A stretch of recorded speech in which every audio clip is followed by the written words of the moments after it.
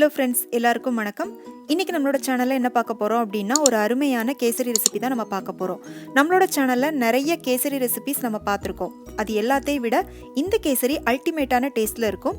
ஏன்னா இந்த கேசரி நம்ம மாம்பழத்தை வச்சு செய்ய போகிறோம். வீடியோவை முதல்ல இருந்து கடைசி வரை தொடர்ந்து பாருங்கள். ரெசிபி பிடிச்சிருந்துச்சு அப்படின்னா லைக் பண்ணிவிட்டு சீசன் முடிகிறதுக்குள்ளே இந்த மாம்பழ கேசரியை உங்கள் வீட்டில் செஞ்சு பாருங்கள். ஃப்ரெண்ட்ஸ், நம்ம சேனலில் நடந்து முடிஞ்ச கிவ்அவே வின்னர்ஸ்க்கான கிஃப்ட் எல்லாத்தையுமே நான் அனுப்பி வச்சுட்டேன். வர திங்கள் கிழமைக்குள்ளே அது எல்லாருக்குமே ரீச் ஆகிடும். கிடைச்ச உடனே எனக்கு மெயில் பண்ணுங்கள். வாங்க இப்போ வீடியோக்குள்ளே போகலாம். முதல்ல கேசரி பண்ண தேவையான முந்திரி, திராட்சை, ரவை இது எல்லாத்தையுமே நம்ம நெய்யில் வறுத்து எடுத்துக்கலாம். இதில் பார்த்தீங்கன்னா நான் ஒரு 50 ml நெய் எடுத்து வச்சுருக்கேன். இன்றைக்கி இந்த நெய்யை பயன்படுத்தி தான் நான் கேசரி பண்ண போகிறேன். இப்போ இதிலேருந்து ஒரு 2 டீஸ்பூன் நெய் மட்டும் எடுத்துகிட்டு நம்ம கடாயில் ஊற்றிக்கலாம்.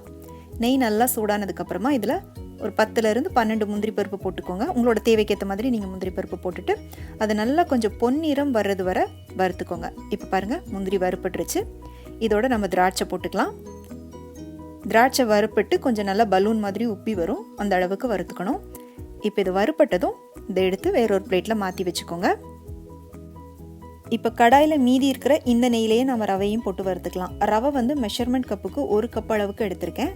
ரவையை நல்லா வறுக்கணும். அப்போ தான் ரவை குழையாமல் நல்லா சாப்பிட்றப்ப அப்படியே தனித்தனியாக மணல் மணலாக இருக்கும். அடுப்பை நல்லா லோ ஃப்ளேமில் வச்சுட்டு ரவையை வறுத்துக்கோங்க.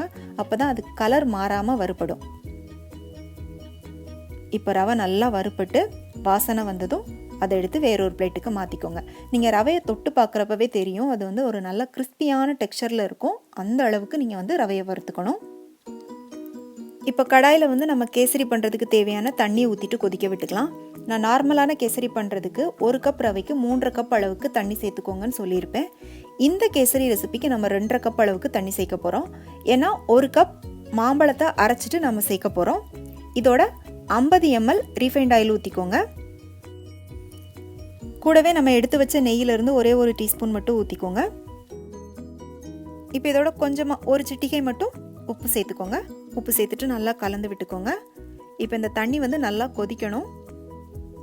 பாருங்கள், இந்த மாதிரி நல்லா கொதிச்சு வந்ததுக்கு அப்புறமா தான் நம்ம வறுத்து வச்ச ரவையை இதோட சேர்த்துக்கணும். ரவையை போடுறப்ப அடுப்பை லோ ஃப்ளேமில் வச்சுட்டு ரவையை போட்டுக்கோங்க.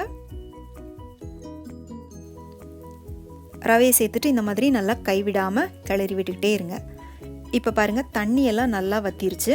இப்போ இதை ஒரு மூடி போட்டு மூடி அடுப்பை லோ ஃப்ளேம்லேயே வச்சுட்டு இதை ஒரு 2லேருந்து 3 நிமிஷத்துக்கு அப்படியே அந்த தம்மில் வேக விட்டீங்க அப்படின்னா ரவை நல்லா வெந்துடும். பாருங்கள், ரவை நல்லா வெந்துருச்சு.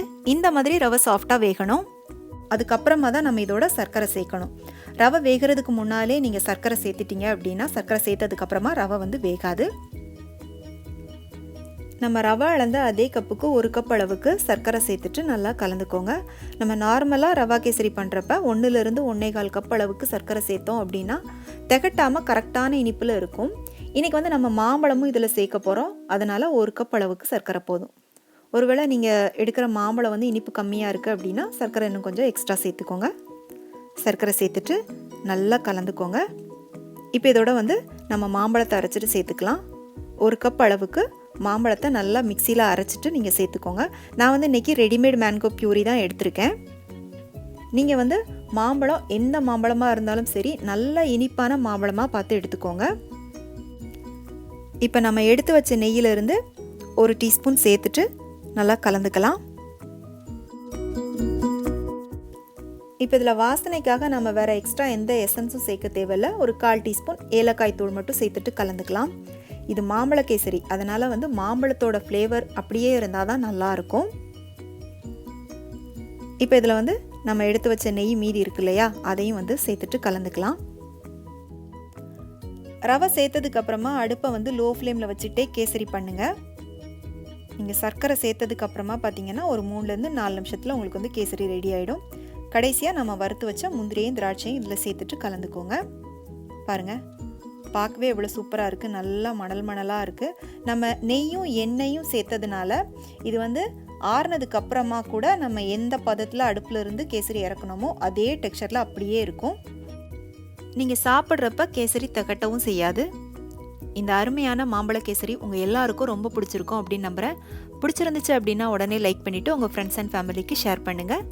மீண்டும் வேறொரு ரெசிபியோடு சந்திக்கிறேன். நன்றி, வணக்கம்.